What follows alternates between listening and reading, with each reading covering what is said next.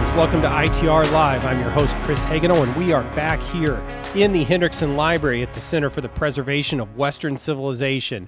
I'm joined here today by the one and only John Hendrickson, and we have got a lot to go over today. And it'll be, whether or not we get to a lot is solely on your shoulders, John. That's right. Okay, well, good. We braved the elements to come here. We're coming to you on a Wednesday afternoon here in central Iowa, where we've gotten our first major snow of the year. And have you seen how much is out there yet? I have not, no. Okay. No. It's cold, it's windy, and I'm guessing there's well over 5 inches out there because it just keeps coming. So it's winter in Iowa, and here we go. Does it feel like home? It does, yes. Good, yeah, good. Yeah. That's great. Okay. It's been a little while since we've gone over these things, but the legislative session continues marching on.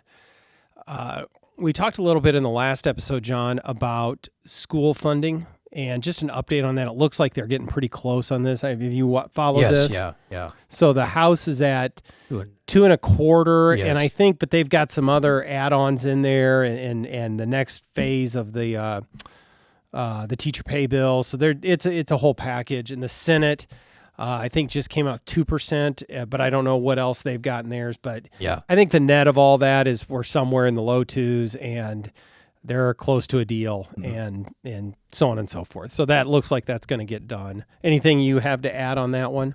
No. I would expect a compromise probably within a week or so. I think that's right. Yeah. Having been through that whole debate several times, it seems that it usually just gets resolved. So anyway, couple of just interesting things before we get into it. We're going to talk about government efficiency and DOGE here in a little bit, because I know that seems to be the issue of the day. I noticed one thing that was interesting today. It was announced that, and you may not, well, maybe you do. I don't. Depending on what media market you're in the state of Iowa, John, but the anchor of KWWL in Waterloo, Ron Steele, is finally stepping down after over 5 decades on the air. So I grew up in Cedar Falls, and he is an institution. I know who that is. I've never seen him, but I saw that over lunch. Yeah, kind of the classic newsman, one of those trusted voices. And has done a lot of things, and he was on my television growing up every night, and so that's just kind of I think a significant move. So I know one of his sons lives here in central Iowa. I've met another one of his, and so I kind of feel like I know him a little bit. But anyway, so congratulations to Ron Steele on his pending retirement. Okay. The other thing I got to get your take on, John, because we've talked about Ukraine on this show before.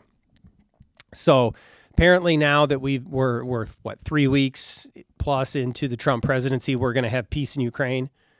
Is that that's what that's what they're talking about? I don't know. Yeah.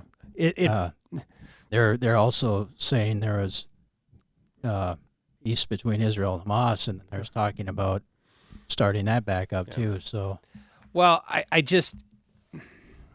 we talked about this during the campaign, and even early on in President Trump's re-election bid for 24, he talked about this, that it was important to him to find resolution to this conflict. Now, obviously, the pro-war side of this, the pro giving away our treasures to Ukraine, they don't want that. They want eternal war in that region. But here he is. Looks like they're starting to cut some deals. Yes. And one thing I saw over lunch, which I was really excited about, was the Secretary of Defense, Pete Hegseth, basically said no NATO membership for Ukraine. That was wonderful news.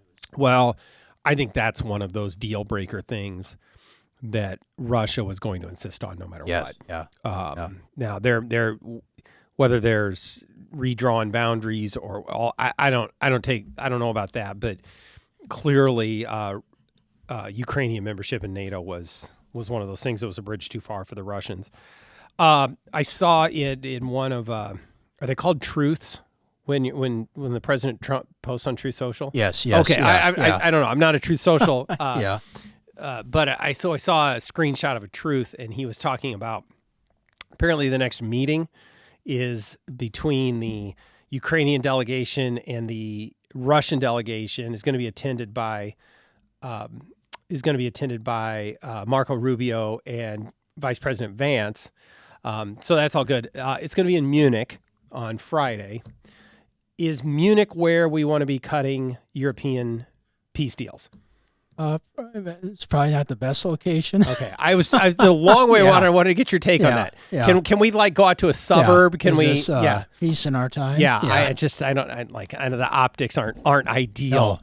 For peace deals in Munich. Yeah. The left's gonna love that one. They're gonna have a good time with that. And, same with the neocons. That's good. All right.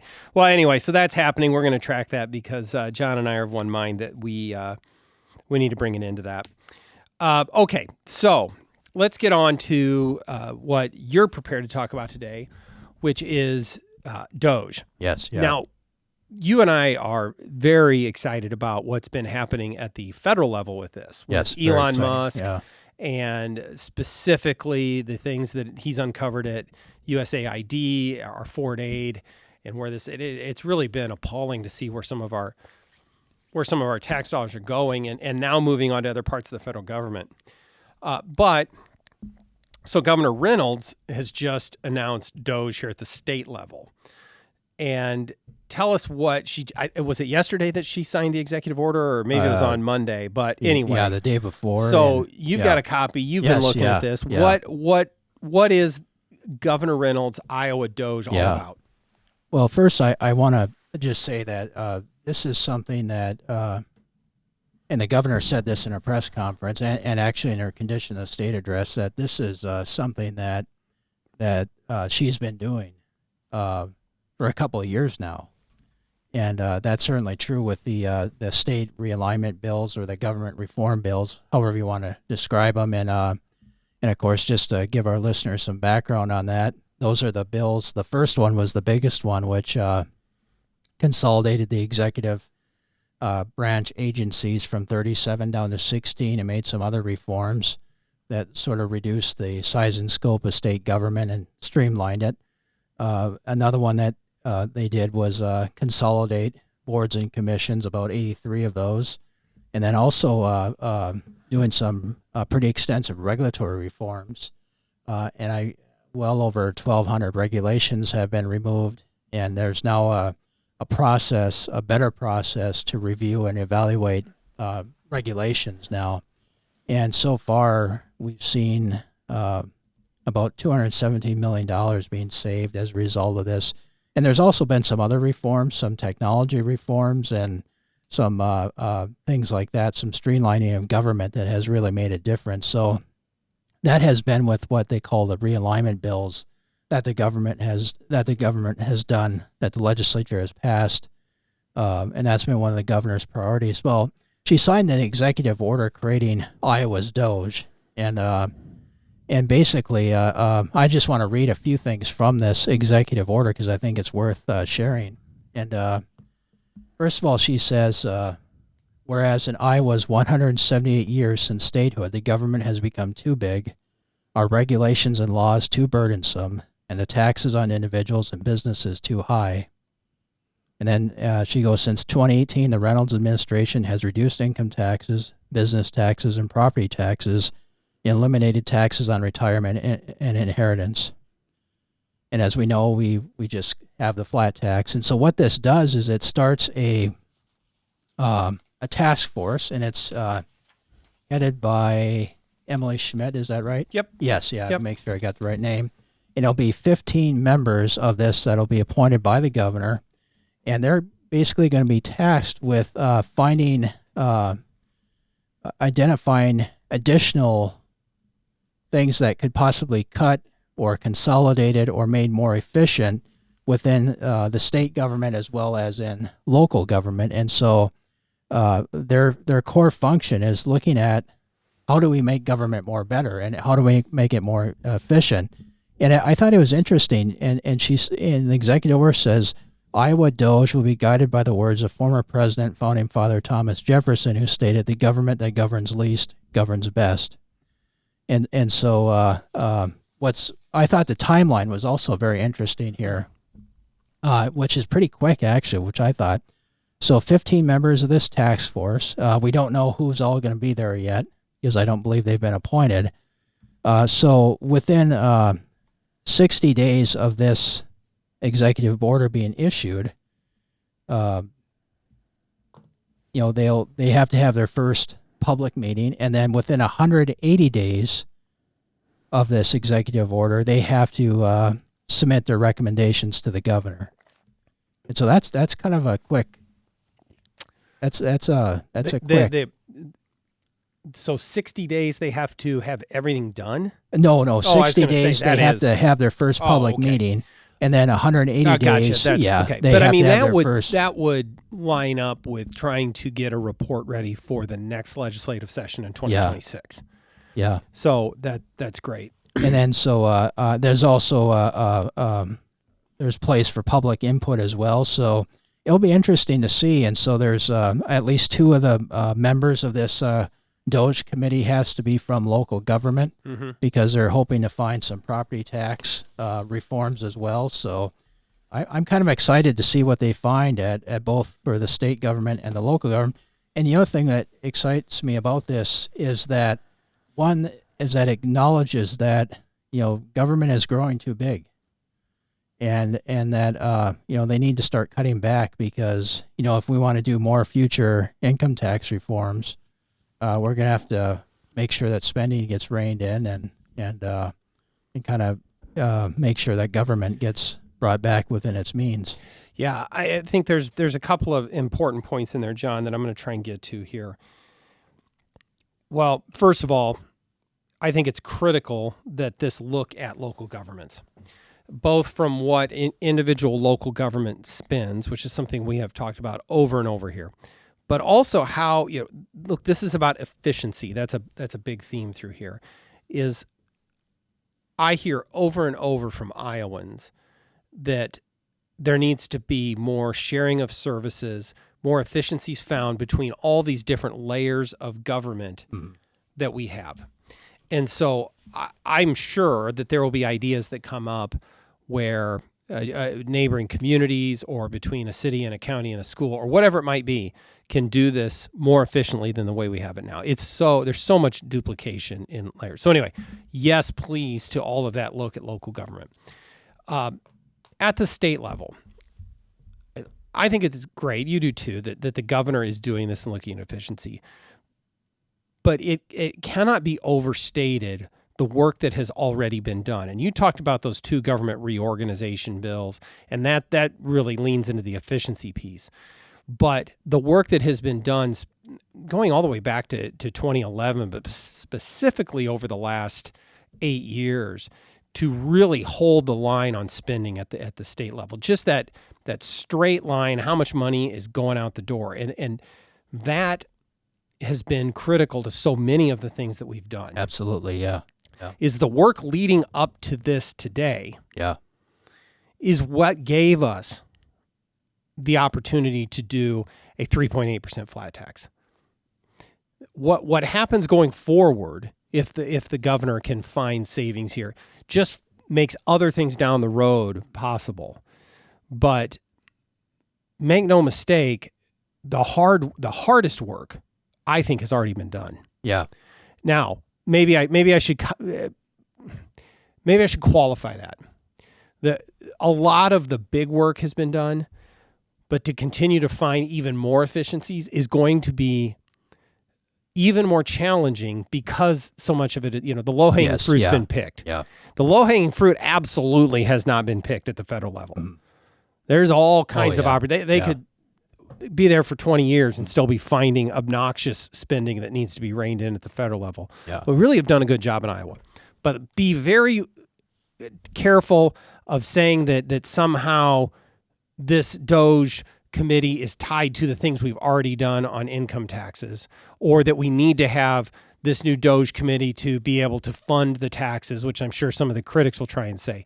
That's already been done. It's already solidified and it's already paid for. That's done. And that's an important point through all of this. And if we can kick on and do more, I'm all in. And so I want to make that point. But I think they will find some good things, and hopefully they can use some of the, you got Elon Musk using certain technology, and maybe those are available to us here in Iowa as well. Yeah. But your point is very valid, because I think we would not have gotten this far on any of the tax reforms without that conservative budgeting and restraining spending. Whether it's the flat tax or getting rid of the inheritance tax or phasing that out, and some of the other reforms, and that has been really the foundation of those reforms, and that's one of the reasons why you have like the Libertarian Cato Institute that has rated Iowa the top most fiscally conservative nation, or the state in the nation, right, and given Governor Reynolds that award, and that's something to be proud of. Yeah, and because that's not easy to do, and it's not easy to do, and it's hard work. The easy thing to do is to keep spending, is to keep giving this money away to anybody that's got their hand out, and yet because of the courage of Governor Reynolds and our legislative leaders to say, no, we're not going to be able to do that right now. Mm-hmm. Or this isn't necessary, that you separating the wants versus needs, however you want to message that, has given us these opportunities today. Yeah. So it's very important that we continue to see things as they are, that it has been the political courage of these people to hold the line on spending and to get things done on income taxes. So good. Well, once that committee gets kind of formed and rolling, it'll be good. In the meantime, if you have ideas, you can, I guess, share it with the DOGE committee. But there's find it quick. There is and I don't know if this is active yet. I haven't looked it up, but it's the Department of Management is going to work with the DOGE task force to establish a public portal which will be operated on X, which Twitter social media account, and using the handle Iowa DOGE, where the public can provide feedback and recommendations. So there's probably another way to submit ideas. And I'll put a plug in as a reminder that there is a lot of information on the broader level of spending and where the money is going at the local level on itrlocal.org. Yes. Yeah. So you can go on there and see how your community stacks up. But we would we'd love to hear from folks too if they've got ideas on this, and I think we'll see some results. I think we'll see some good ideas, and hopefully they're things that the legislature can act on next year. Okay, next thing up here, John. You had an article. I think we just released it on some of the changes that are being talked about on deductions from individual income tax. Mm-hmm. So we've talked a little bit about the Tax Cuts and Jobs Act, the renewal at the federal level, and that's important. Well, one of the pieces that's new that the president talked about during his campaign was exempting tip wages from income so that those would be tax-free. And we're starting to see some similar things pop up here in Iowa. Both on the tips, and then I think also there's a bill exempting overtime pay as well from all of that.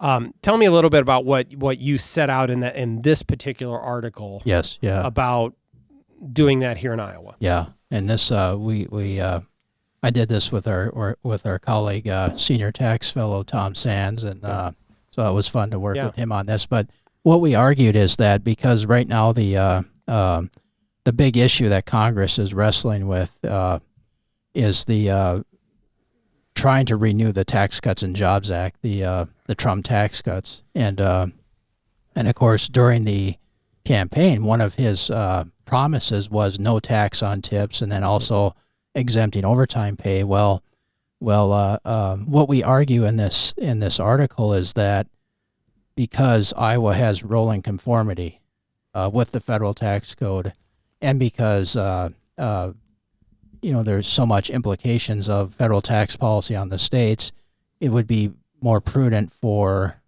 policymakers in Iowa, the legislature, to kind of wait and let's just see what happens with what they do with this federal tax bill. Because, for example, we don't know what's going to happen, and that and it's better for the legislature to react to what they know than having to do something where they have to go back and correct something, and which because and this is just kind of breaking news. This is from the Wall Street Journal. I just printed this off on the way up here, but the House is looking at releasing their tax plan, and it's a $4.5 trillion, and it's gonna right now it's gonna include no tax on tips and no tax on overtime. Yeah. But the Senate doesn't want that, right? So it's still very fluid, right? Just to reset a little bit of that, you use the term rolling conformity, and so we have always coupled with certain pieces of the federal tax code, but when we did I don't know if it was in the 23 bill, but in one of those we did a full rolling conformity. Yes, and what that means is that the deductions and credits that you get at the federal level will be the same as they are at the Iowa level, to make those match, to make everything similar. Yes. It makes it a lot easier to calculate taxes. It's a lot more predictable. So when you fill out if you've actually done it and paid attention to how your income taxes are structured, the calculation of your taxable income at the federal level will then be the same. You just bring that number over onto your state tax form, so they're the same. Yeah. Anyway, if we were to say only at Iowa, say there's no tax on tips, we would be decoupling from the federal tax code on that piece. Whereas if we waited and then it happened at the federal level, then we would still be coupled. And the problem is, we don't know exactly, even if they do those pieces at the federal, we don't know how they're going to write them. And those two pieces could then end up being in conflict or on top of one another. It's difficult to know. So I think, and I'm sorry to kind of be elementary about that, but that's the basis for why, especially when we don't have to do everything the federal government says on this, but if we think that issue is going to be tackled at the federal level, then it would be prudent to just wait and see. Yeah. Now, I think we're going to have some other things to say about whether or not those are good ideas or not. And I don't want to spoil it yet, John, but I'm going to take a stab at it. We believe philosophically, individually and organizationally, in a tax code that is flatter and lower for everyone. Mm-hmm. Is that there should not be individual carve-outs, special deductions, special credits. That's why we love the idea of a flat 3.8% flat tax that applies to everyone. And when you remove specific pieces from either the calculation of income or you give a special tax credit to somebody, whether it's on the income tax side or the property tax side or the sales tax side, you shrink the tax base. And then you make it so that everyone else is carrying just a little bit bigger share of the tax that ends up being due. Now, there have been times that since I've even been here, and definitely since I was in the legislature, where we create a special exemption for something, and we even say, you know what, that's probably all right. The big one recently was no tax on retirement income. That was a big carve out to the tax base, but there's justifications for that. It's big for not only just retirement age folks in Iowa, but there's ancillary benefits to the state. So anyway, I'm saying all of that by way of saying we're not coming out over the top screaming about these particular deductions, but they probably don't fit squarely within how we would see tax policy being done the right way in Iowa. Yeah.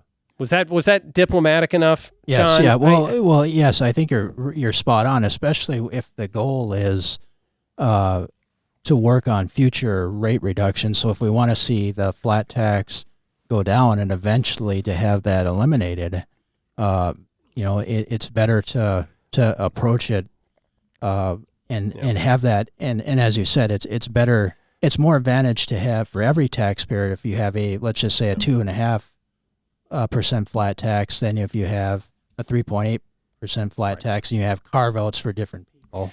Right. And so and the more carve outs you have, the more harder it will be to lower that rate, and the more harder it will be to eliminate it.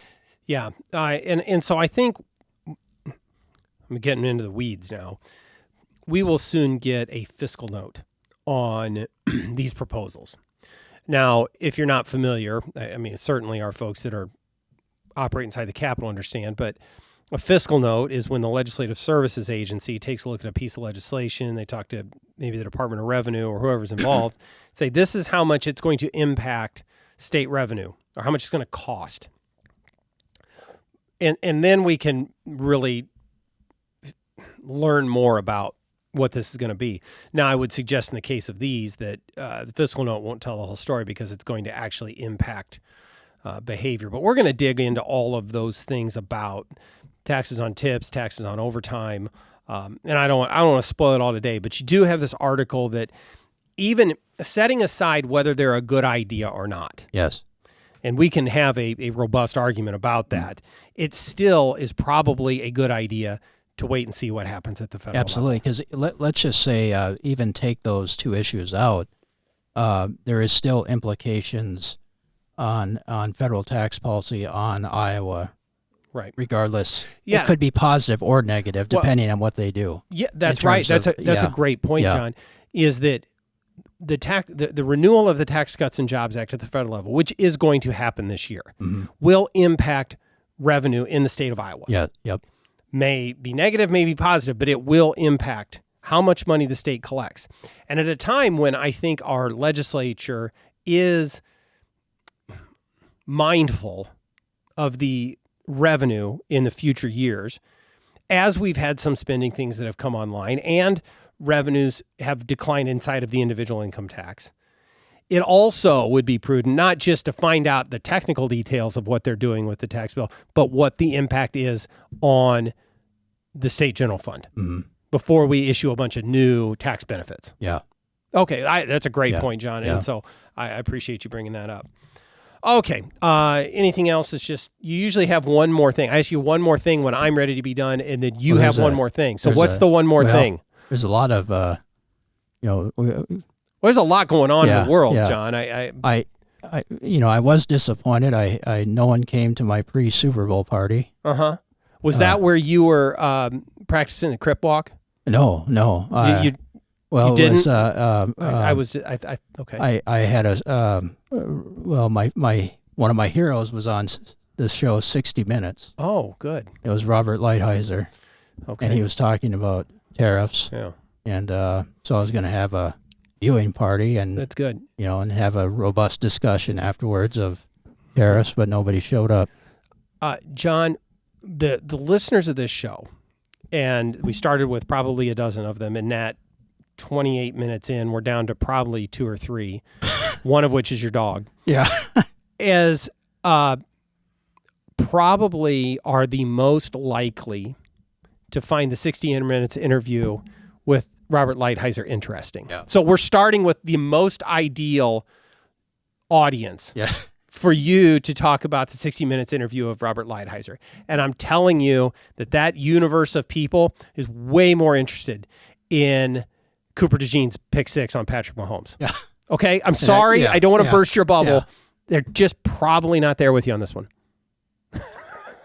And I don't even know what that means. No, you don't. No. We had to explain Cooper DeJean. We had to explain almost what the Super Bowl was, and we're not even going to try and explain Crip Walk. Yeah. So, anyway, that's all I got for you, John. Yeah, but I'm glad it was. Did you learn anything from Robert Lighthizer that you didn't already know? Well, I did. In fact, it resulted in an essay that will be published soon. Great. That I got published. Great. So, I'm happy. Yep. I'm happy that you had that opportunity, John. Yep. Okay, good. That was exciting. All right. Very good. That's definitely all the time we have for today. So thank you for joining us. Thank you, John. Don't forget to like and subscribe. Don't forget to tell everybody, share the show, and let us know if you've got any feedback. And with all of that, we will see you next time on ITR Live.